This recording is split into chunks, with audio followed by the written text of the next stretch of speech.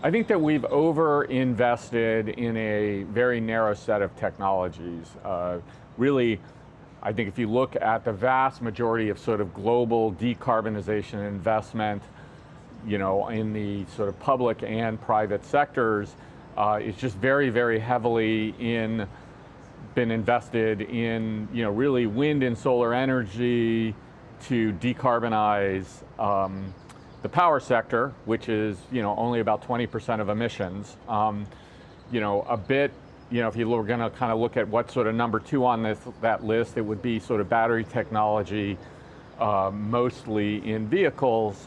And so, I think it's very hard, if you look at the long-term trajectory of sort of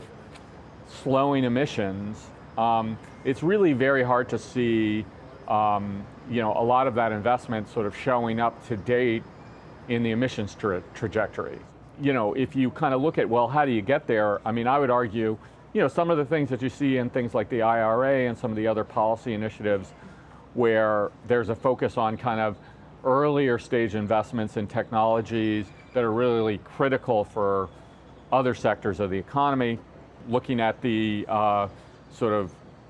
current version of the report, I was surprised to see like nuclear energy with a big question mark next to it. Meanwhile, everyone seems quite confident that we need and are going to have direct air capture or, hydrogen to make steel with.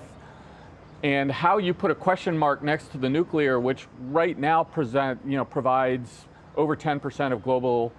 electricity, is being built in various parts of the world at commercial scale, and we have a slate of new technologies, if we are able to and willing to license them, that will be available in the next decade, and not put question marks next to, air capture and hydrogen and long duration energy storage, and I can keep going on that list.